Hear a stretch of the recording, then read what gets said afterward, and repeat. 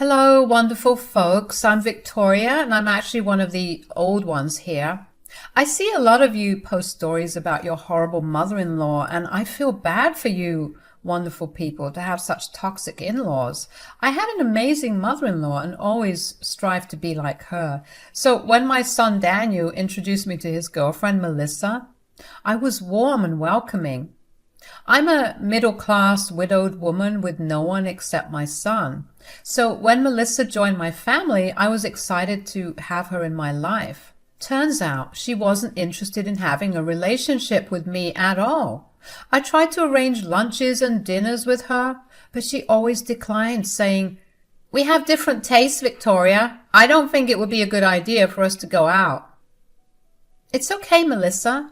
I know I'm old, but I can still adapt. Maybe you can teach me a few things. It's not about your age, Victoria. It's about your class.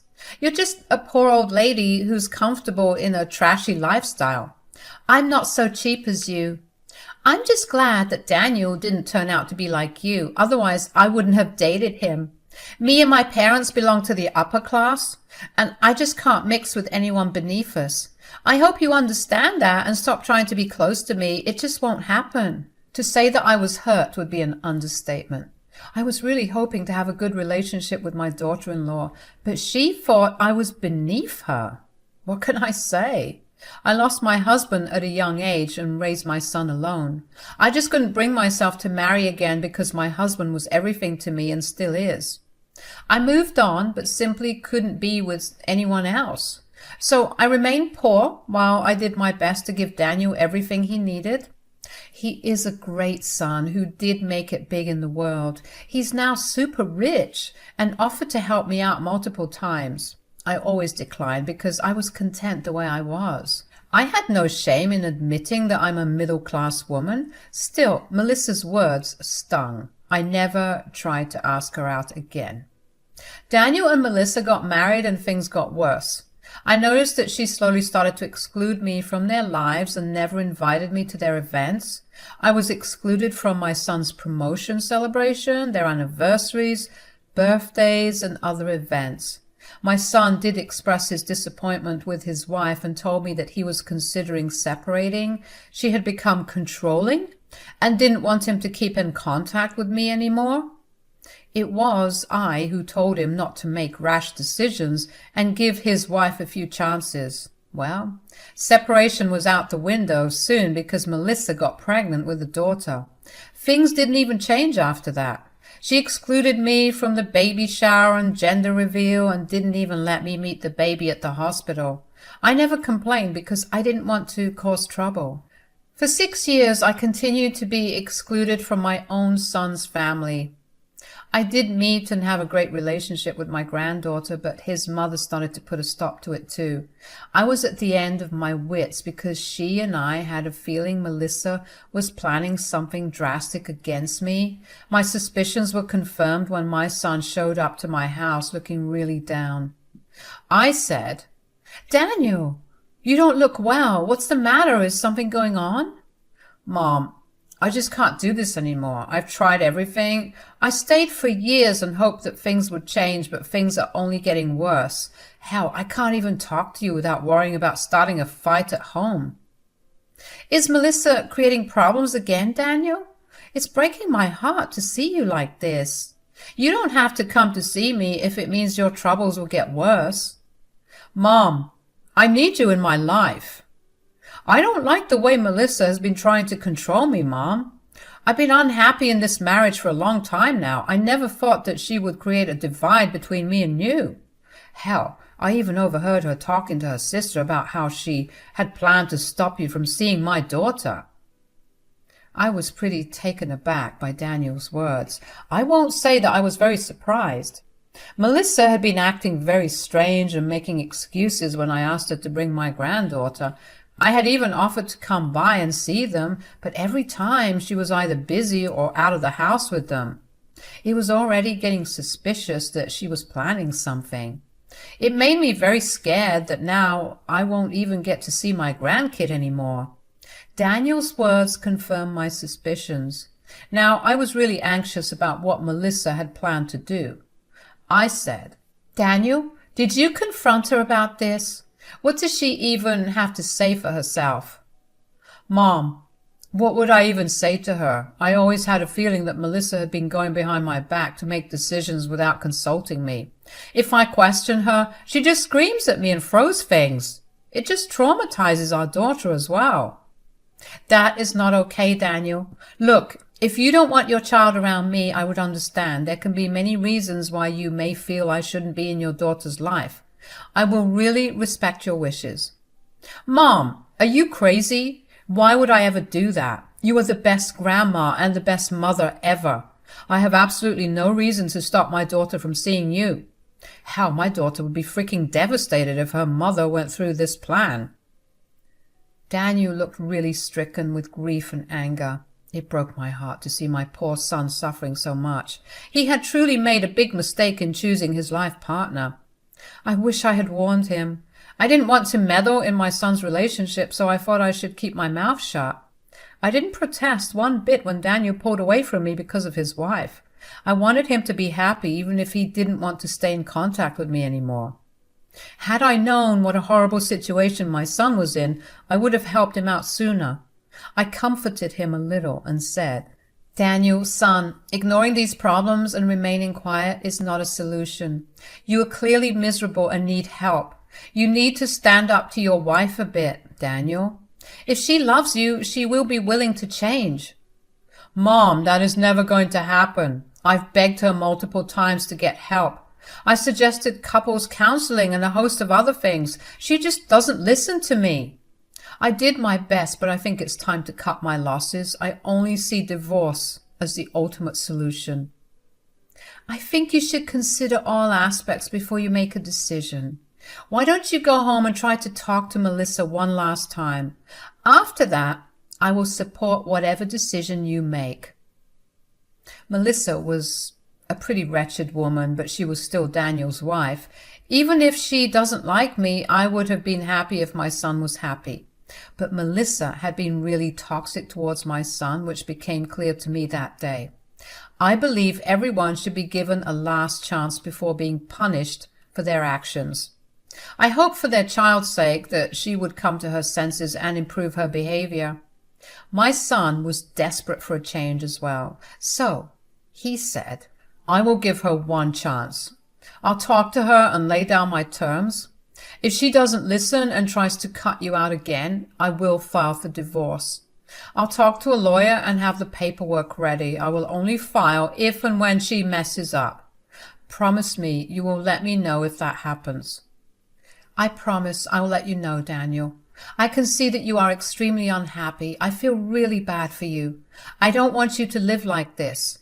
If Melissa doesn't improve her behavior, I'm afraid it will start to affect my granddaughter as well. That is exactly why I have been considering divorce. You asked me to give her one chance, so I'm doing that. But if she tries to act smart, I won't have any second thoughts. I agreed with Daniel because I really didn't want him to be unhappy. If Melissa continues to be uncooperative and entitled, he deserves to separate from her and live a healthy life. And I wanted my grandchild to have a healthy home life as well. So I agreed to tell Daniel in case Melissa tried to do something again. Daniel went home and talked to his wife about their problems. To no one's surprise, she blew up at him, calling him names and telling him how he was choosing his mother over her. They had a massive fight from what Daniel told me. However, this time things turned out to be a little different. Melissa saw that Daniel wasn't backing down or caving into her demands. Instead, he was adamant about standing up against her. This was a big blow to her. Daniel later told me, Melissa didn't expect me to stand my ground, Mom. I think that's part of the reason why she asked for a second chance and promised to improve herself. She even promised not to cut you off from our daughter. It sounds too good to be true, in my opinion.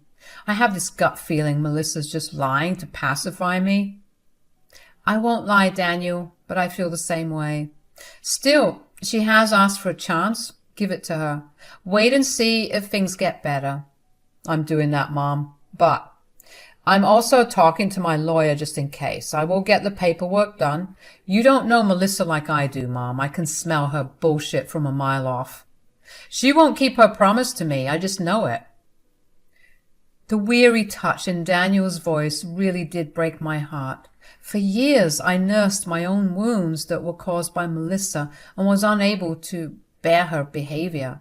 I had no idea how much worse my son had it with her. She had completely broken his spirit and didn't even acknowledge her wrong straight away. Melissa was a heartless woman, and Daniel was right about her. What she did next proved his theory just right. It was about 2 weeks later that I called Melissa and told her that I was coming over. It had been a while since I had seen my grandchild, and I decided it was time I paid them a visit. I knew they were out of school for summer break and had plenty of time to hang out with me. Plus, Melissa had promised Daniel not to cut me off from my grandchild. So I didn't need her permission to see them, and she didn't bother to stop me. I thought that maybe Melissa was finally letting go of her controlling behavior and whatever anger she had towards me. Oh boy, I was dead wrong. When I rang the doorbell at my son's house, Melissa opened the door but didn't ask me to come in. She said, "What do you want, Victoria? Daniel is not home and I'm kind of busy right now." "I've come to see my grandchild. It has been a long time since I've seen them. I was missing her, so I thought I would drop by." "I don't think this is a good idea, Victoria. My daughter is not available right now. Sorry to say that you can't see her right today." I was a little taken aback to see the same version of Melissa that I saw last time. Daniel had been telling me that Melissa was acting well at home, but he didn't trust her completely. I thought he was being a little paranoid. Nope. My son was right. Melissa showed no signs of change whatsoever. Since I was already at her home, I decided to try my luck again. I said in a serious tone, "Melissa, I know my granddaughter is not at school. Her school is on its summer break, and I asked Daniel before I came here. He confirmed that my granddaughter is home." "Well, yes, she is home, but you still can't see her." "What? Why not? You have been keeping my grandchild away from me for a while now. I won't pretend that I didn't notice, but I don't understand what the problem is, Melissa. You need to tell me why I can't see my own grandchild." "Because I don't want you to see her ever again. She's my daughter, and I get to make those decisions as I please. And I've decided not to let her mingle with you anymore." "You are still not telling me why you're doing this, Melissa. This is unfair and unjust both to me and to your own daughter." "Don't you dare tell me what's right for my daughter. The reason for you not to see her anymore is simple. My child doesn't need to be around a loser like you." Melissa said this with so much venom that I found myself taking a step back due to the shock. She straight up called me a loser and told me that my granddaughter shouldn't be associated with someone like me. She made me feel small and made it seem like I wasn't even worthy of being in my own family's life. I was humiliated, but also extremely pissed off. I angrily asked Melissa, "What the hell does that mean, Melissa? Why are you calling me a loser and insulting me like this? What makes you think this is okay? You need to explain yourself." "Do I need to go into details about how unworthy you are of associating with us? You are a poor woman with no wealth or social status. We have a good reputation in this city, Victoria. Your son works in a high position at his office, and my daughter goes to the most prestigious private school here. I'm also a woman of high status. Our family is simply too above you and your trash lifestyle." If anyone had ever told me that people could be so cruel towards their own family, I wouldn't have believed them. But I was wrong about the world. People like Melissa simply didn't care about anything other than material wealth and status. Yes, I was a poor woman. I'm still a poor woman. My son had offered me a lot of things, but I had declined to take his help. I wanted him to have the best life possible without having to shoulder my responsibilities. I didn't care about my lifestyle at all. I was never interested in climbing up the social ladder and living in luxury. My simple life was good enough for me, especially since I didn't have to depend on anyone. I had no idea that would become a problem for Melissa. I had no idea that my simple life would prevent me from being in my own granddaughter's life. I was shocked and hurt. I said, "What does my simple life have to do with my granddaughter? I know I can't give her much material stuff, but her dad already does that for me. She doesn't even complain when I don't bring her extravagant gifts." "That's the problem, Victoria. I don't want your trash life rubbing off on my daughter in any way. It's already pretty embarrassing that everyone knows Daniel's mom is a freaking loser. If my daughter continues to have you in her life, she might end up being a loser like you. I want her to be successful like me and her father. I can't risk her becoming like you." "You were being extremely shallow and unfair, Melissa. None of what you said will happen. My granddaughter needs to have her grandma in her life. You need family too, along with material wealth." "She already has a set of good grandparents, Victoria. My parents are rich and come from a high-status family.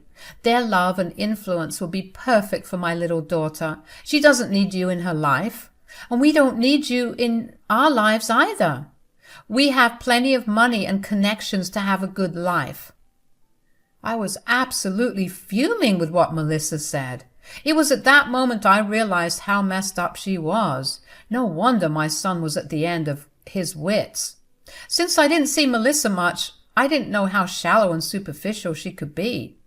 I was actually thanking my lucky stars that I didn't have to deal with more than I had, and it also made it clear to me how miserable my son really was living with her all the time. Everything that came out of Melissa's mouth sealed my resolve to encourage my son to divorce her. With my mind made up, I smiled at Melissa and gently told her, "I think you are a little wrong in your assumption, Melissa. My son has a lot of wealth, but from what I gather, you don't have a penny to your name right now. You're already drowning in credit card bills." "What the hell do you mean? I'm married to Daniel, so his money is my money too. I have the sole right to all his wealth. I'm his wife after all." "Well, you won't be his wife for long, Melissa. Actually, my son is going to file for divorce very soon. I hope you remember that you signed a prenup, and that prenup clearly said that you won't get anything from him in case of a divorce." Melissa looked scared for a while before she schooled her expression back to normal. She looked at me very nonchalantly as if what I was saying was far-fetched and impossible. But I could tell that she was nervous, especially because she knew that Daniel had already warned her about a divorce if she didn't behave. She looked at me dismissively and said, "You can dream on, Victoria. Daniel would never divorce me. He won't be able to be without me. I can control him well enough. Did you forget how I made him limit contact with you?" "Yes, you did throw a tantrum to make him limit contact with me, but he only agreed because I wanted him to save his marriage with you. That was actually the first time it hit Daniel. What a messed up woman you are. Over the years, all of your controlling behavior slowly made him consider divorce." "Oh, he can consider divorce all he wants, Victoria. I know for a fact that he will never go through with it. He won't destroy our perfect family and leave me destitute." "You can't believe what you want, Melissa. Don't say I didn't warn you. I will be leaving today without seeing my granddaughter because I know I will be able to see her soon. As soon as my son divorces you, I will be back in my granddaughter's life. For now, I'll let you have this last power move." I turned around to leave as Melissa went back into the house which soon wouldn't even be hers anymore. I got into my car without any regret and called my son right away. When he picked up, he already sounded weary and resigned. He said, in a troubled voice, "Let me guess, Mom. Melissa didn't allow you to see my daughter. She did exactly what she wanted to do and took no consideration of mine or our daughter's feelings." "You're right, Daniel. Apparently she didn't want her loser mother-in-law to influence her daughter to live like a poor person, so she thought cutting me off would be better and spare your family from the humiliation of having a loser grandma like me." "What the hell, Mom? She said that to you? Oh, God, what is even wrong with her? I can't believe she would say these things to my own mother. I'm so sorry you had to hear those things, Mom. I can assure you it's not true. You are the best mom and grandma ever." I don't think I'm the best mom or grandma, Daniel. I wasn't attentive enough to know how miserable you were in your marriage. If I had known before, I wouldn't have advised you to give Melissa so many chances. I'm sorry for not being a better guardian. I guess you were right. Divorce would be a good move for you. Don't blame yourself, Mom. I was equally responsible for not telling you everything about my life and just going along with Melissa to keep the peace. That won't happen anymore. I will file for divorce today itself. I'm done being manipulated and I'm done raising my daughter in a toxic household. We both deserve better. That night, Daniel showed up at my door with his clothes and he brought my granddaughter along as well. He had filed for divorce and told Melissa about it. Apparently, Melissa had filled her shit and started to attack Daniel for leaving her. She didn't want to get a divorce and lose Daniel's money that she had been relying on. They started off having an argument until it escalated and Daniel had to call the cops on his wife. Yes, she was hitting him in front of their daughter who was crying her eyes out. My poor granddaughter was traumatized and was clutching my son because she was scared her father was hurt. What followed after that night was truly shocking.